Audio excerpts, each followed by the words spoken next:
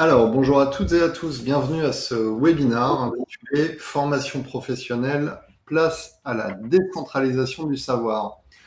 Et ce matin, pour vous parler de ce sujet, je reçois Antoine Ami de chez Bidiz. Salut Antoine. Bonjour Christophe, bonjour à tous. Je te laisse te présenter. Ouais, ça marche. Alors, moi, je suis Antoine de Bidiz. Ça fait près de 5 ans que je travaille aujourd'hui chez Bidiz. Donc, euh, j'ai acquis une certaine expertise sur le digital learning, le mobile learning et plus précisément aujourd'hui le social learning. Et c'est ce dont on va parler aujourd'hui. Euh, donc, euh, donc voilà, je me ferai un plaisir de partager ce sujet avec vous. Euh, Christophe, je ne sais pas si tu veux prendre la main ou si tu veux que je déroule directement Ouais, on va démarrer, je te laisse dérouler. Ok, C'est parti. très bien. Eh bien, voilà, donc le sujet aujourd'hui, il était sur la formation professionnelle et plutôt la partie de la décentralisation du savoir. Donc aujourd'hui, je vais faire juste un petit rappel sur le contexte. Il faut savoir que aujourd'hui, Bidiz, comme je disais, a acquis une certaine expérience sur la partie mobile learning et va aujourd'hui proposer une plateforme globale de formation orientée sur le social learning. Pourquoi? Donc aujourd'hui, on a fait un constat, c'est que il y a quelques années de cela, on se focalisait davantage sur le salaire et le fait d'avoir une situation stable pour valoriser son poste, valoriser son travail. Et c'était c'était ce petit privilège qu'on avait. Aujourd'hui, ce statut-là, il a changé. Aujourd'hui, un bon salaire ne suffit plus. On a besoin de davantage de reconnaissance, davantage de se sentir évoluer dans son travail, que ce soit en termes de connaissances, de compétences, de responsabilités. Et puis, on a besoin de se sentir valorisé. On connaît aujourd'hui le terme de la grande démission auquel ont fait face les États-Unis. Ça arrive aussi de plus en plus chez nous, ça arrive chez nos clients, ça arrive à beaucoup d'entreprises autour de nous. Et donc, ce qui fait qu'aujourd'hui, le collaborateur a besoin de beaucoup plus qu'avant. Le marketing RH ne fonctionne plus aussi bien qu'avant. On parlait de séminaires d'entreprise, de team building, etc. Tout ça, ça va plus suffire aux collaborateurs dans les entreprises. L'augmentation des salaires non plus. Aujourd'hui, on va recentrer davantage sur la formation. Je parlais de valorisation des connaissances d'un collaborateur juste avant. Je parlais également de son évolution dans l'entreprise et le fait aussi qu'il puisse devenir un vrai ambassadeur pour son entreprise, pour pourquoi pas une communauté de collaborateurs dont il ferait partie. Donc, l'idée, c'est de préparer aussi ces entreprises pour ce changement-là. On a vu auparavant énormément d'entreprises qui n'ont pas su faire face à différents changements, que ce soit des révolutions technologiques, des crises sanitaires, des crises économiques, géopolitiques, etc. Ce qui fait que certaines entreprises ont disparu petit à petit du paysage. Pour faire face à ces différents changements, il va falloir préparer ses collaborateurs pour l'avenir. Pour les préparer, il faut déjà avoir des choses qui soient en place à ce jour, à savoir des outils comme des outils de formation qui vont permettre aux entreprises de s'adapter très rapidement aux changements auxquels on va faire face dans un monde qui bouge de plus en plus vite. Et l'idée, c'est que l'entreprise puisse survivre à ces changements. Donc, on a des contextes qui vont évoluer de plus en plus vite. Aujourd'hui, on parle on parle de la somme des connaissances qui va doubler toutes les 2 heures, contrairement à tous les siècles il y a un peu plus de 100 ans. Donc aujourd'hui, ça va très vite évoluer. 85% des métiers de demain n'existent pas encore. On parle aujourd'hui de métiers comme des roboticiens, des data scientists, c'est des métiers qui existent aujourd'hui, qui n'existaient pas il y a quelques dizaines d'années. On parle aujourd'hui de métiers de digital learning manager. Beaucoup d'entre vous le sont, je pense, aujourd'hui. Et il y a quelques années, on n'en entendait pas du tout parler. Pourtant, c'est des métiers dont on a énormément besoin aujourd'hui. L'idée, c'est de préparer ses collaborateurs à ces changements et pouvoir les former au fur et à mesure. Et donc, on a aujourd'hui un contexte de la formation qui n'est plus adapté à tout ça. On a des formations qui sont complètement déconnectées des besoins des apprenants. On a des formations qui sont toujours sur ce modèle top-down et descendant qui ne correspond plus aux besoins des apprenants. Un apprenant a aujourd'hui besoin de retrouver un contenu de formation dont il a besoin, qui correspond à ses intérêts très rapidement quand il veut et où il veut. On a des apprenants qui font toujours face aujourd'hui à des formations qui sont très figées avec cette petite vidéo, cette infographie et cette série de questions à la suite qui fait que la formation ne va pas être aussi dynamique qu'il l'espère. Et des formations qui vont surtout répondre à des besoins très éphémères, très ponctuels. Et l'apprenant a besoin que ces besoins comme ça évoluent au fur et à mesure de sa vie dans l'entreprise. Et puis instantané aussi. Et instantané, oui, tout à fait. Ouais. Donc, on en parlera davantage d'ailleurs derrière. L'idée, c'est que ces contenus de formation évoluent aussi au fur et à mesure des remontées de terrain. J'entendais une remarque la dernière fois d'un digital learning manager qui était très juste, c'est que aujourd'hui, on a la plupart des formations qui ne correspondent plus à la réalité du terrain. On parle d'un an de retard parfois sur des formations top-down qui seraient diffusées vis-à-vis de ce qui est remonté au jour le jour directement sur le terrain. Dans un monde magasin, on a des remarques, des arguments, des choses qu'il faut sortir qui vont parfois être diffusées beaucoup trop tard dans ces formations. Et puis pour les formateurs, il va falloir aussi leur donner des outils. Aujourd'hui, on a des formateurs qui vont avoir des solutions, qui vont avoir qui vont être beaucoup trop éparpillés avec beaucoup trop d'outils différents, des solutions qui vont coûter cher aux entreprises, que ce soit en temps aussi ou en matière d'abonnement pour telle et telle formation. Et puis, un système de formation qui va être beaucoup trop complexe, que ce soit sur la création de contenu, que ce soit sur la diffusion, que ce soit sur l'animation de ces communautés, et des formateurs qui ne vont pas être assez accompagnés dans ces changements. On a des plateformes aussi qui changent et il va falloir accompagner ces formateurs à ces changements, notamment sur des changements de méthodologie pédagogique et notamment le social learning dont on va parler juste après. C'est justement ce nouveau mouvement qui va arriver, qui va être indispensable pour venir dépasser cette formation figée et venir la rendre beaucoup plus attractive pour les apprenants. C'est ce social learning dont on va parler vraiment davantage aujourd'hui. Qu'est-ce que le social learning? Vous en avez déjà peut-être parlé. Nous, on le définit comme la capacité pour un groupe de personnes d'apprendre ensemble et de co-construire un savoir. Il va falloir que pour ce social learning, alors nous, on aime bien reprendre ces mécanismes qu'on retrouve aujourd'hui sur tous les réseaux sociaux sur lesquels on va se connecter au quotidien. En fait, on part du principe que le nerf de la guerre aujourd'hui pour les entreprises, ça va être d'engager leurs collaborateurs sur leur formation. C'est souvent la problématique première, c'est l'engagement des collaborateurs. Et je le disais tout à l'heure, côté apprenant, ce qui va être important, c'est de retrouver un contenu très rapidement quand on le souhaite, de pouvoir le partager, de pouvoir interagir dans ces formations. Et tout ça, c'est des mécanismes en fait qu'on retrouve sur les réseaux sociaux. C'est ces mécanismes qui vont ancrer une habitude de connexion chez l'utilisateur.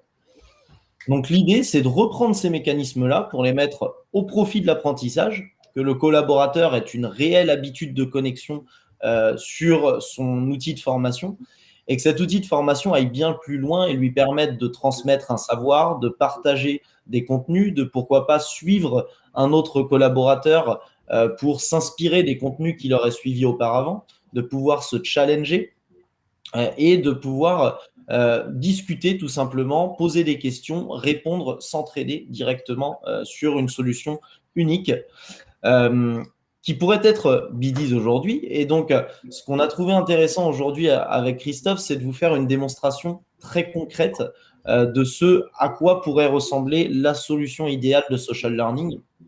Donc, pour cela, je vais tout simplement en fait vous partager mon écran de téléphone et vous montrer. Peut-être juste avant pour temporiser et que tout le monde comprenne bien ce qu'est le social learning. On va faire juste une petite aparté. On s'est rendu au salon Learning Techno dernièrement et on a fait l'interview de ton boss. Et du coup, on va le laisser nous expliquer, lui, avec ses mots, ce qu'est le social learning, ce qui permet de te préparer. Très bien. Pour faire une démonstration de la solution. Ça marche. Alors, on est en direct du Learning Technology France 2022. Et on s'est posé la question de savoir ce qu'était le social learning. Qui de mieux placé pour définir ce terme que Julien de Biddies, qui en est un des pionniers. Bonjour Julien. Bonjour Christophe. Je te laisse te présenter rapidement. Oui, bien sûr. Bonjour, je m'appelle Julien, donc je suis l'un des fondateurs de Biddies, qui effectivement est une plateforme de social learning entre plein d'autres choses. Alors, comment tu définis le social learning aujourd'hui ? Alors, c'est très simple en termes de définition. Le social learning, c'est la capacité pour un groupe de personnes d'apprendre ensemble et de co-construire du savoir. Ça, c'est la définition officielle. Partant de là, en fait, ça peut englober pas mal de choses. On peut parler de peer learning, on peut parler de mutual learning, on peut parler de collaborative, d'apprentissage co-construit. Ça englobe beaucoup de choses. Mais l'idée, c'est d'amener l'apprenant dans quelque chose d'assez construit dans lequel il peut suivre du contenu officiel du service formation. Il peut l'augmenter en rajoutant des réactions, des sources, des petits bouts de connaissances. Et il peut aussi être amené à des logiques d'interaction avec du battle learning, du live où les gens peuvent apprendre et jouer ensemble, des capacités aussi à lancer des challenges, des défis. Enfin, voilà, il est amené dans toute une histoire comme ça d'apprentissage collectif et surtout de pouvoir à terme lui-même créer un petit bout de connaissance. Donc on appelle ça de l'UGC pour User Generated Content. Donc, ça peut être un témoignage, un geste métier, un article qu'on trouve intéressant. Et tout ça va venir s'agréger pour créer un objet de connaissance vivant, si je puis dire, qui sera très engageant et toujours à jour finalement. Alors ça, c'est ce que propose la nouvelle plateforme de Biddies aujourd'hui. La question que je me pose, c'est tu as anticipé ce besoin, tu as senti ce besoin arriver au niveau des entreprises, tu as identifié des changements de comportement au niveau des apprenants ? Oui, tout à fait. Alors, on a toujours eu cette philosophie-là chez Biddies qui est d'interroger très souvent nos clients. Et nous, ça fait un petit moment maintenant qu'on sent qu'il y a un besoin, une envie des entreprises à, je ne vais pas dire abandonner la formation top-down parce qu'elle sera toujours là, cette formation descendante, mais à la compléter par une formation transversale, bottom-up, qui va permettre de capitaliser sur le savoir terrain et qui va permettre aussi de créer des objets de formation qui ne vont pas être uniquement les mêmes pour tout le monde descendant, mais bien augmentés par une communauté. Donc ce côté apprentissage informel, bottom-up, oui, c'est un besoin de entreprises, grands groupes et ETI, si je puis dire aussi sur là-dessus, et des écoles aussi, de plein de... Et comment tu perçois le marché aujourd'hui ? C'est-à-dire le niveau d'équipement des entreprises, est-ce qu'il y a une accélération selon toi actuellement ? Moi, c'est ce que je vois. Alors nous, le social learning, c'est un projet qu'on a depuis longtemps. Maintenant, on a commencé à travailler dessus, à faire nos recherches il y a 2 ans, à le travailler avec d'abord certains clients de manière confidentielle, à tester des mécanismes. À ce moment-là, clairement, c'était très confidentiel et maintenant, on sent vraiment une grosse tendance du marché à aller vers là. Et tant mieux parce que ça va faire aussi beaucoup plus d'engagement dans les entreprises et des formations qui vont être encore plus intéressantes pour les collaborateurs. Donc oui, là, maintenant qu'on a lancé ce produit-là, on a quand même beaucoup de demandes d'entreprises de tous horizons sur ce sujet. C'est la tendance. Merci Julien.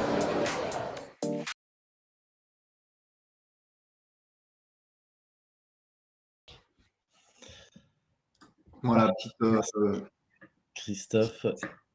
Petit résumé qui est récent, qui date d'il y a quelques semaines, qui fait suite au lancement de la nouvelle plateforme de Biddies. Une question de Sandrine, mais une question qui revient souvent sur des problématiques de diffusion de formation et de rendre les apprenants de plus en plus autonomes. Comment on s'assure que les contenus de l'entreprise ne sont pas diffusés à l'extérieur ? En fait, on a des logiques de modération pour ne pas donner la main à la création de contenu à n'importe quelle personne. Et il faut savoir que ces contenus de formation restent 100% diffusés en interne. Donc, on va travailler notamment avec des logiques de sécurité, de SSO, donc des systèmes d'authentification qui vont faire que ces contenus de formation ne pourront être ouverts qu'au sein de l'entreprise, qu'avec des supports, des devices accessibles seulement dans l'entreprise si on le souhaite. Ça marche. Autre question, comment garantir l'exactitude et la pertinence des éléments partagés par les utilisateurs? C'est Aurélie qui nous demande ça.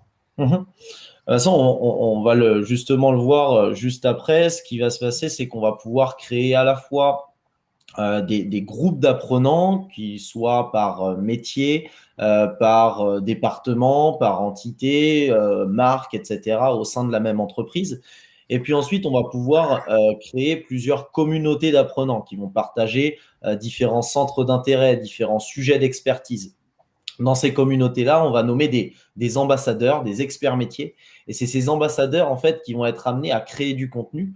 Donc, c'est des personnes en qui on va avoir confiance, on va valoriser leurs connaissances, leur savoir-faire.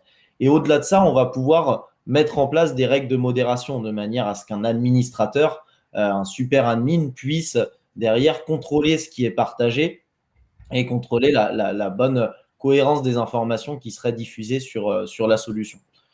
Donc après, bon, ces différentes informations, ces différentes formations qui seraient partagées, on va tout simplement pouvoir les catégoriser. On va avoir différentes catégories qui vont permettre de rechercher du contenu très simplement dans la plateforme et qui correspondent parfaitement à un parcours de formation spécifique. Ça marche. Eh bien, écoute, on va découvrir ça. On va tester de nous présenter la plateforme. Tout à fait. Alors, ce que je vais faire, c'est que je vais vous partager aujourd'hui mon écran de téléphone. Donc, il faut savoir que ce côté social learning, pour que ça fonctionne, il faut que ce soit accessible partout, très simplement et depuis n'importe quel device. Donc, on a aujourd'hui une solution qui va être accessible sur tous les supports, que ce soit sur mobile, tablette ou bien ordinateur, via un lien URL, tout simplement, un front web qui est totalement adapté et qui va regrouper toutes les mêmes fonctionnalités. Donc, aujourd'hui, l'apprenant, il va se connecter sur son application, qui peut tout simplement être aux couleurs de son entreprise. On en voit quelques-unes ici.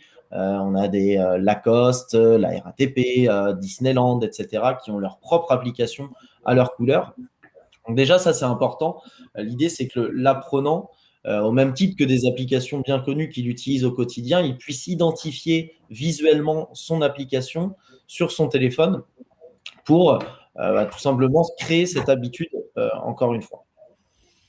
Là, on va rentrer dans un environnement fictif, une entreprise qu'on a appelée Biosolutions, qui serait une entreprise de retail. Donc, l'apprenant, quand il arrive dans son environnement, il va tout d'abord retrouver un environnement très gamifié, très ludique. Donc, un système de points qu'on retrouve juste ici, qui va évoluer tout au long de son apprentissage et tout au long des partages de contenu qu'il va pouvoir mettre en place. Et donc ça, ce système de points, il faut bien comprendre qu'il va pouvoir être challengé avec toute une communauté d'utilisateurs. Donc ce système de points, il va me faire évoluer dans des classements. Il va me faire remporter des badges. Il va me faire évoluer également un avatar qu'on retrouve juste ici. Et donc, on a tout un fil rouge comme ça, gamifié, qui va faire en sorte de challenger les apprenants et les pousser à aller plus loin dans leur apprentissage pour débloquer ces petites récompenses. Donc, aujourd'hui, on va s'intéresser plus particulièrement au flux qui est juste ici. Donc là, je suis nouvel arrivant dans une entreprise. Donc, je viens d'arriver dans l'entreprise Biosolutions. Je vais être ajouté à la communauté nouveaux arrivants. Et donc, dans cette communauté nouveaux arrivants, je vais avoir les dernières capsules qui me seront proposées et mises en avant. Et puis, je vais avoir aussi un petit message de mes collègues pour me souhaiter la bienvenue, tout simplement dans les commentaires de ces capsules. Donc là, je vais réaliser un premier tips dans lequel mon collègue Julien, donc en l'occurrence son président que vous avez vu là juste sur la vidéo avant, me partage un petit tips pour mettre en forme ma nouvelle tête de gondole dans le magasin. Donc ça, c'est un contenu qui a été créé directement dans l'application, qui a été partagé dans le flux auprès de ma communauté. J'ai une petite question juste après. Et ensuite, je vais pouvoir réagir à ce contenu de formation. Donc, je vais pouvoir aimer, je vais pouvoir dire si c'était utile, je vais pouvoir le partager à un nouveau collaborateur ensuite. Et donc ça, toutes ces mentions, elles vont avoir un réel intérêt derrière parce qu'elles vont permettre aussi de justifier de la cohérence du contenu et du fait que ça ait un intérêt pour les apprenants. Et on va pouvoir aussi, au travers de ces petites mentions-là, créer énormément de challenges. On le voit dans beaucoup de nos entreprises clientes, on va créer des challenges autour de l'utilité des contenus. Donc, le tips, par exemple, le plus utile de la semaine ou le plus liké va être récompensé, que ce soit par un cadeau en bon d'achat, au fait d'accéder à une nouvelle communauté, à un nouveau type de parcours. Et donc, ça va venir valoriser la création de contenu et challenger encore une fois les apprenants entre eux. Donc, on a ce partage de contenu qui est très utile. Derrière, je vais pouvoir accéder à une nouvelle capsule de formation qui est dans mon flux. Et donc là, ici, ça va être une formation en présentiel à laquelle je vais pouvoir m'inscrire. Donc, tout simplement, là, j'ai vu le premier tips de bienvenue de mon collègue. Je vais passer à l'étape d'après et je vais m'inscrire à une nouvelle session de formation, tout simplement, qui va s'ajouter sur la home page de mon application. Et donc, je vais y revenir un petit peu plus tard. Pour revenir sur ce côté décentralisation du savoir qui est intéressant, c'est que là, j'ai mon collègue qui a partagé un tips. Je vais pouvoir à mon tour lui répondre et lui faire un retour sur ce tips-là.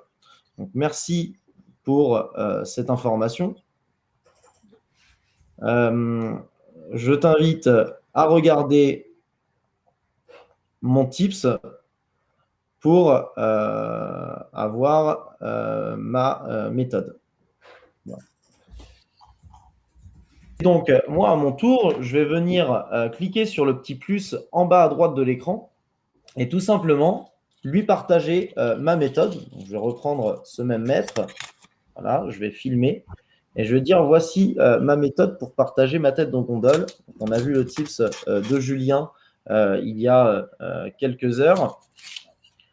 Ensuite, ce contenu de formation, directement dans mon application, je vais pouvoir le retravailler. Donc là, j'ai ma vidéo. Je vais pouvoir tout simplement retravailler cette vidéo et pourquoi pas la diminuer. Et là, je vais mettre méthode.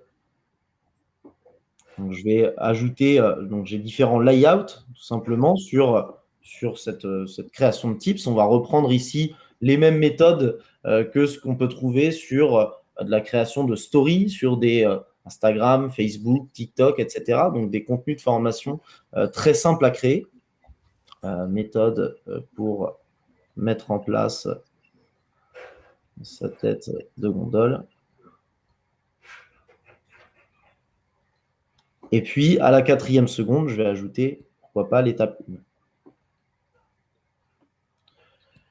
Ensuite, une fois que j'ai créé mon contenu, je vais ajouter une petite question.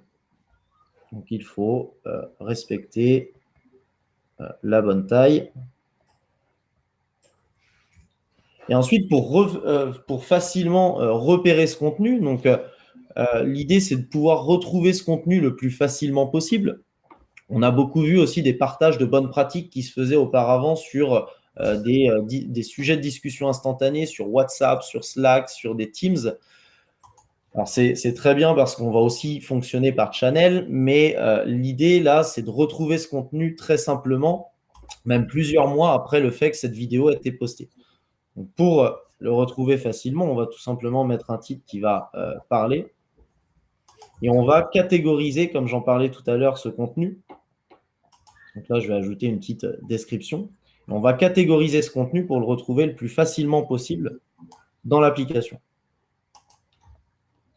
Une fois que j'ai terminé mon contenu, donc là, j'ai le droit de le publier parce que je suis un ambassadeur de cette communauté. Je vais pouvoir choisir la communauté à laquelle je partage ce tips. Donc, ça revient à la question de tout à l'heure qui était de garantir l'exactitude et la pertinence des éléments partagés. Là, je vais pouvoir partager au sein de la bonne communauté directement. Et ensuite, j'ai un super admin qui pourrait tout à fait valider mon contenu pour valider le fait que le contenu soit pertinent là où je l'ai posté derrière. Donc, on a ce partage de contenu, de transmission de connaissances directement dans l'application qui va permettre de donner la main à un collaborateur sur le terrain. Et donc ça, on l'a vu à la fois en magasin. On a construit d'ailleurs cette fonctionnalité avec des partenaires comme Leroy Merlin qui avait besoin de partager des bonnes pratiques en instantané sur le terrain. On avait besoin, la RATP aussi avait besoin de cette fonctionnalité-là pour remonter les petites pannes qu'on n'aurait pas vues forcément en formation présentielle. Et donc, on a aussi ici un outil parfait pour venir décentraliser la création de contenu. Ces tips qu'on voit ici, ils vont même pouvoir être repris par un Digital Learning Manager derrière sur le côté back-office pour venir les mettre en avant et les partager dans une capsule de formation directement. Donc là, je rentre dans une capsule de formation qui aurait été créée par un Digital Learning Manager. Et dans cette capsule, on va retrouver des éléments qui auraient été postés par les apprenants directement dans l'application. Donc, on va retrouver des contenus postés directement dans le flux par un apprenant qui vont ensuite être transformés et modélisés par un Digital Learning Manager si on le souhaite. Derrière tout ça, on a aussi le fait de pouvoir s'inspirer aussi de ses propres collaborateurs. S'inspirer, se motiver. Donc, on retrouve dans le flux le top apprenant de la semaine juste ici. Je sais que Livia est souvent au top du classement. Je vais aller cliquer tout simplement sur son profil pour retrouver sa progression, son nombre de points et les contenus qu'elle aurait créés. Je vais aller, pour que ce soit le plus parlant possible, cliquer sur le profil de mon collègue Julien. Donc là, on voit qu'il a un profil très complet, énormément de points, énormément de badges et énormément de contenu qui m'intéresse. Julien est une personne qui m'inspire dans l'entreprise, qui a un parcours très expérimenté sur la partie social learning, par exemple, et j'ai envie de le suivre. Donc là, je vais suivre son profil et à chaque fois que Julien va poster un contenu, je vais tout simplement pouvoir venir le consulter directement et être au courant à chaque fois qu'un nouveau contenu est publié de la part de cet utilisateur. Donc, ces mécanismes de suivi vont être très importants derrière pour venir créer de l'interaction directement dans la solution et une interaction qui soit quotidienne. Et à chaque fois qu'un nouvel élément va être ajouté dans le flux, je vais tout simplement être notifié, j'aurai une petite pastille pour m'avertir d'un nouveau contenu qui serait posté directement ici. Donc là, on est sur de la décentralisation dans le sens où on va donner la main à des apprenants qui auraient fait leurs preuves, que ce soit sur leur montée en compétences, qui auraient fait leurs preuves sur le terrain, à qui on va donner les droits pour pouvoir partager un contenu simplement à la bonne communauté. Et donc, pour aller plus loin, l'idée, c'est de mettre en interaction aussi ces collaborateurs entre eux. Et donc, ces collaborateurs, ils vont être mis en interaction au travers de capsules en mode battle, au travers desquelles ils vont pouvoir se défier, tout simplement. Donc là, je vais choisir un sujet. Je vais pouvoir ensuite tout simplement choisir un de mes collaborateurs ou défier quelqu'un en mode aléatoire qui va recevoir une notification. Et je vais venir le défier sur un sujet en commun. Donc, on aura chacun de notre côté une série de questions à laquelle on va répondre.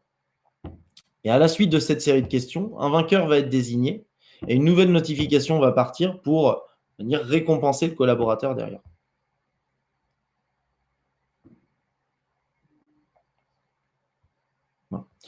Pour aller plus loin sur cet aspect de social learning et d'apprendre à plusieurs, je parlais tout à l'heure des sessions présentielles. On va pouvoir utiliser Biddies pour venir dynamiser ces sessions de formation présentielles et encore une fois, pouvoir se lancer des petits challenges en direct, mais cette fois à beaucoup plus. Donc, je sais que j'ai une capsule qui est intéressante ici. Je suis un responsable de rayon chez Biosolutions. J'ai besoin de contrôler à chaud ou à froid les connaissances de mes collaborateurs en magasin.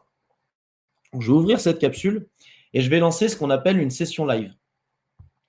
Donc là, je vais lancer cette session live qui va me permettre de poser des questions en direct à mes collaborateurs. Et donc, je suis un responsable de magasin, pas forcément digital learning manager, pas forcément formateur, pas forcément animateur, mais je vais pouvoir pour autant lancer cette session, donner un code d'accès aux apprenants qui sont autour de moi. Et ces apprenants vont répondre en temps réel à cette série de questions.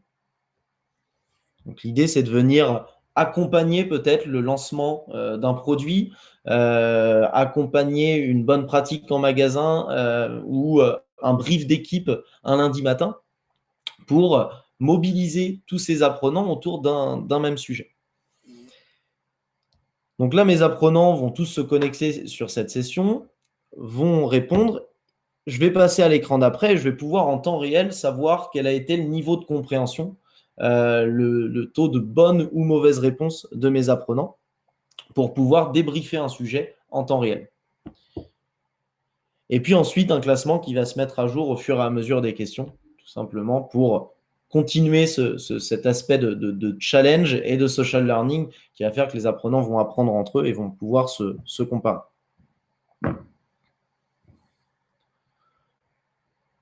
Voilà pour ces différents éléments de social learning. Je vais pouvoir ensuite venir en tant que manager retrouver l'onglet « Mon équipe » qui est juste ici. Je parlais d'un responsable de magasin ou un responsable peut-être de rayon qui vient lancer une session live. À ce responsable de rayon, il va pouvoir aussi avoir accès à un onglet « Mon équipe » qu'on trouve dans le menu juste ici de l'application et pouvoir venir piloter son équipe directement depuis l'application en quelques clics et savoir qui a fait telle ou telle formation, qui a des lacunes sur un sujet en particulier et qui je vais pouvoir aider sur un sujet donné. Donc là, j'ai un tableau de bord très rapide sur le taux de complétion de mes collaborateurs, sur leur taux de réussite. Et ça va permettre tout ça de faciliter le pilotage de la formation sans pour ça avoir à accéder à un back-office complexe. Là, en quelques clics sur le terrain, je vais pouvoir accéder à ces rapports d'équipe. Donc, en fait, vous avez compris que le social learning va se jouer vraiment à différents niveaux. C'est-à-dire qu'on va avoir un aspect de social learning qui va à la fois permettre à un apprenant comme un autre, un collaborateur qui viendrait d'arriver, de partager sa propre bonne pratique et pouvoir accéder à un flux par communauté, de manière à accéder à la bonne information et pouvoir se partager des contenus par centre d'intérêt. Sur l'étape d'après, ce social learning-là va permettre aussi à un administrateur de récupérer ses bonnes pratiques, récupérer le savoir terrain pour le partager beaucoup plus largement à ses collaborateurs et récupérer justement les bonnes pratiques en instantané sans attendre plusieurs semaines, plusieurs mois que l'information remonte à la bonne personne pour ensuite leur descendre à un public beaucoup plus large. Et puis, on va avoir aussi cet aspect de comparaison entre les collaborateurs qui va faire que voilà, un collaborateur va pouvoir facilement suivre un autre, s'inspirer et créer une habitude de connexion comme ça pour voilà, se connecter beaucoup plus régulièrement et suivre ce que ses collaborateurs ont fait sur la solution. J'espère que c'est clair. Christophe, tu avais peut-être une question. Je sais qu'il y a effectivement. il y a une question de Léna qui dit comment garantissez-vous que les ambassadeurs mettent à jour leur contenu? Comment engager les collaborateurs à se connecter à la plateforme? Ouais. Alors, comment garantir, alors je vais reprendre la question, comment garantissez-vous que les ambassadeurs mettent à jour leur contenu? Alors, en fait, on va avoir aujourd'hui des contenus qui vont pouvoir être personnalisés au fur et à mesure de l'avancée des évolutions dans l'entreprise. Donc, en fait, on a ces petits tips qui vont pouvoir être mis à jour au fur et à mesure du temps. Derrière, un administrateur garde la main pour pouvoir personnaliser ce contenu aussi et le modifier derrière. L'idée aussi de ces contenus, c'est qu'ils soient datés et qu'on puisse aussi avoir voilà, l'historique peut-être des contenus qui auraient été postés sur un sujet. C'est-à-dire que demain, je poste un contenu, on ne va pas forcément attendre de moi que l'ambassadeur mette à jour son contenu au fur et à mesure du temps. L'idée, c'est qu'on ait peut-être demain un nouveau contenu qui vienne mettre à jour le sujet via un nouveau tips derrière qui serait daté à la date du jour. Et derrière, pour engager les collaborateurs à se connecter sur la plateforme, ça va passer au travers de différents mécanismes. On va avoir tout un outil d'animation qui va permettre de lancer des campagnes de notification qui vont pouvoir être reliées, pourquoi pas, à un challenge, mais aussi à des éléments directement dans le flux. Et l'idée, c'est de pouvoir poster une notification soit quotidienne, soit hebdomadaire, pour inviter les collaborateurs à retrouver leur flux et à retrouver les nouveaux contenus des apprenants derrière. Donc, on a cet outil d'animation et de notification, mais l'engagement, il va passer par un tout autre aspect. C'est vraiment cet aspect social learning sur lequel on compte pour engager les collaborateurs.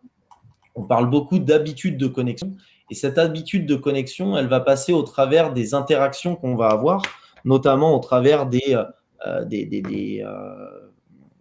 forums qu'on va avoir sous chaque sujet, des fils de discussion. Et c'est ces fils de discussion ou ces likes, ces mentions utiles, ces partages de capsules qui vont réellement nous engager sur une solution. On le voit aujourd'hui sur des solutions type LinkedIn, Facebook ou autres. Ce qui va nous faire reconnecter, c'est les notifications et notamment les échanges qu'on va pouvoir avoir avec sa communauté. Savoir si mon collègue m'a répondu, s'il a apprécié ce que je lui ai partagé dernièrement. Et c'est ces mécanismes-là qui vont vraiment rendre, je dirais presque addictif la formation chez les apprenants. Ouais, finalement, on est exactement dans la même logique, comme tu le dis, qu'un réseau social. Hein. Tout à fait. Ouais. Bah, c'est vraiment, voilà, c'est comment créer la même habitude de connexion qu'on retrouve sur ces réseaux sociaux, mais au profit de l'apprentissage. Alors, une question légitime aussi qu'on a eue de Christelle qui dit finalement, le Digital Learning Manager, il sert à quoi dans ce dispositif? C'est quoi son rôle? Alors, le Digital Learning Manager, il va toujours avoir son rôle dans le sens où déjà, il va pouvoir lui-même créer des communautés d'apprenants. Donc, il va pouvoir venir détecter ces ambassadeurs dont on parlait tout à l'heure et pouvoir aussi les intégrer à différentes communautés pour que ces ambassadeurs puissent faire vivre ces différentes communautés-là. Et le Digital Learning Manager, il va surtout se servir de cet aspect social learning pour venir enrichir ces formations et les rendre les plus pertinentes possibles. En fait, le Digital Learning Manager a toujours son rôle. On voit qu'on a le flux ici qui va être nourri davantage par les apprenants. Et puis, on a l'onglet pour moi qui va toujours être structuré sous forme de différents parcours de formation, différentes thématiques. Et ça, c'est le Digital Learning Manager qui va le mettre en forme. L'idée, c'est que l'apprenant puisse aussi toujours s'appuyer sur des parcours de formation qui soient structurés, qui soient ordonnés par thématique, qui est la bonne architecture.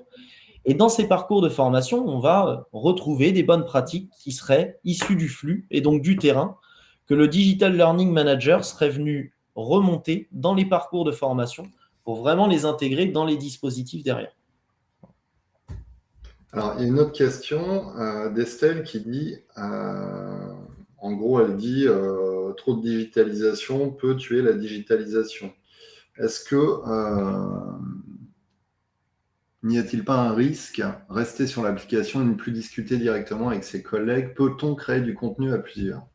Ouais. Je suis totalement d'accord et on est d'accord avec ça chez Bidiz, dans le sens où on ne peut pas avoir un dispositif de formation qui s'appuie uniquement sur le digital. On a construit d'ailleurs la solution sur des dispositifs de formation que nos clients déployaient, et donc des dispositifs de formation généralement qui étaient blended learning avec un mix entre le présentiel, le digital. Et l'idée, c'est de s'appuyer aussi sur la solution pour créer des liens sociaux entre les collaborateurs. Je parlais tout à l'heure d'un nouvel arrivant dans une entreprise. Ce qu'on voit beaucoup, c'est que ces solutions vont permettre de venir découvrir l'entreprise en s'appuyant sur l'application, bien sûr, mais en venant, par exemple, scanner un QR code qui se trouverait dans le bureau de mon collègue ou sur l'imprimante qu'il y a dans l'entreprise, etc. Et l'idée, c'est de faire ces petits jeux de pistes comme ça, quand on arrive dans l'entreprise, pour venir découvrir les locaux, pour venir rencontrer un collègue, pour venir aller retrouver le DRH qui va nous donner un indice au travers de son QR code pour retrouver une autre capsule, un autre collègue, etc. Et donc, on a ces jeux de pistes, ces jeux d'animation qui peuvent être mis en place. Derrière, il ne faut pas oublier qu'on garde aussi un lien avec les aspects présentiels. Et en fait, un dispositif de formation aujourd'hui va pouvoir à la fois être composé de contenus asynchrones, mais aussi de sessions présentielles sur lesquelles on va s'inscrire, comme on l'a montré tout à l'heure, mais aussi des capsules de micro-doing. Et ça, ce micro-doing, il va être essentiel pour mettre en pratique ce que l'on a appris dans l'application. Demain, je suis dans un dispositif, dans un parcours de formation. J'ai suivi mon parcours. Et au fur et à mesure de ce parcours, on va me demander de mettre en pratique ces différentes tâches qui vont me faire tout simplement assimiler mes connaissances, les compétences que j'ai acquises. Et donc, j'ai toute une liste. Et au fur et à mesure de cette liste, tant que je n'ai pas coché toutes les cases, je ne vais pas pouvoir passer à la suite. Et ça, c'est vraiment un outil qui est formidable pour assimiler les compétences. On a tous déjà lu, par exemple, un livre dans lequel on nous demandait de réaliser telle ou telle tâche pour assimiler les compétences. Mais on n'avait pas cet outil à disposition. Là, dans un parcours de formation Bidiz, vous l'aurez. Au fur et à mesure que vous lirez vos capsules, vous retournerez dans cette capsule de micro-doing pour cocher ces différentes tâches, réellement mettre en pratique ce que vous apprenez. Donc, c'est en ce sens-là où, en fait, on n'est pas uniquement en digital, on va avoir un outil qui va s'appuyer, en fait, vous allez appuyer vos formations sur un outil digital qui va permettre de mettre en cohérence tous ces parcours de formation. Ça marche, mais l'objectif, de toute façon, c'est de créer des communautés, du partage, de la cohésion d'équipe. Donc, finalement, l'outil permet tout ça, finalement. Ouais, il va permettre tout ça. Et d'ailleurs, on a de nombreuses entreprises qui vont créer aussi des ateliers de tips. C'est-à-dire que les tips, ils vont être faits pour être créés à la fois en instantané, mais on a beaucoup d'entreprises qui vont créer des binômes ou des groupes d'apprenants qui vont devoir créer leurs tips à plusieurs. Là, je montrais le fait de créer un tips tout seul, mais parfois, ce n'est pas simple de montrer un geste métier et de le filmer. Et donc, c'est dans ce sens-là où on va pouvoir créer des communautés, des groupes qui vont se créer des tips à plusieurs et venir les partager et les challenger avec d'autres apprenants. Super, on touche à la fin de ce webinaire. On est à 44 minutes. On tient le bon timing. J'espère que ça vous a plu. Si vous voulez en savoir plus, je vous ai mis le lien vers le site de Bidiz. Vous pouvez aussi contacter Antoine directement sur LinkedIn. Il se fera un plaisir de vous répondre. Ce webinaire, vous le retrouverez en replay d'ici jeudi sur MyRHline. Merci beaucoup, Antoine. Merci, Christophe. Merci à tous pour votre présence. Alors, je vous souhaite une excellente journée. Je vous dis à bientôt. Merci. À bientôt. Merci.